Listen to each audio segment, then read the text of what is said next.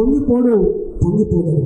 ఇవన్నీ వడ్డీతో సహా చెల్లించుకొని వస్తుంది కేసీఆర్. ఏమనుకుంటున్నావు?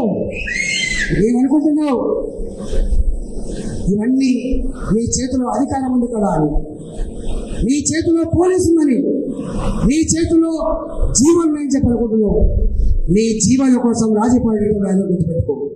ఏ ప్రజలైతే నీకు అధికారం కట్టబెట్టిందో ఆ ప్రజల్లో చెరబడుతున్నటువంటి కేసీఆర్ అహంకారపు రాజ్యాన్ని కూల్చడమే ఏజెండాగా పనిచేస్తుంది. గుర్తుపెట్టుకో. ఎవడి జాగీర్? నీ అబ్బ జాగీర్ అని చెప్పడుతున్నాడు. నీ జాగీర్ కాదు. అరే నీవు కాదయా ఆనాడు రాజశేఖర రెడ్డికి వ్యతిరేకంగా కొట్లాడిన కిరణ్ కుమార్ రెడ్డి గారు ఒక మాట మాట్లాడితే ఇవాళ నా మిత్రుడు అలీష్ అక్కడే ఉన్నాడు. ₹1 ఏం చేసుకుంటామని చెప్పినాడు. ఏ mister Kiran Kumar Reddy, just you are the servant of state, you are not the owner of state అని చెప్పింది. నువ్వు రాష్ట్రానికి ఓనరు కాదు, నువ్వు రాష్ట్ర ప్రజానికానికి జీతగాడిని మాత్రమే చెప్పిన వ్యక్తి. ఇవన్నీ మర్చిపోయినటువంటి కొంతమంది బానిసలు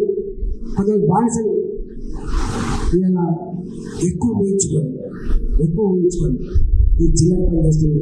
ఇట్లాంటి పిచ్చి వేషాలు, చిల్లర పనులు మానుకోకపోతే హుజురాబాద్ ప్రజలే తప్పకుండా బుద్ధి చెప్పి వస్తారు.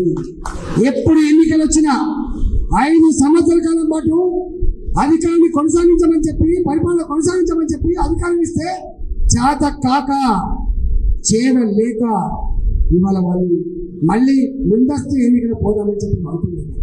సరే పోతుందా లేదో నాకు తెలియదు, కానీ ఎప్పుడు ఎన్నికలు వచ్చినా సిద్ధంగా ఉన్నామనేటువంటి శంకరరావు సభ ఇలా కరీంనగర్ సభ.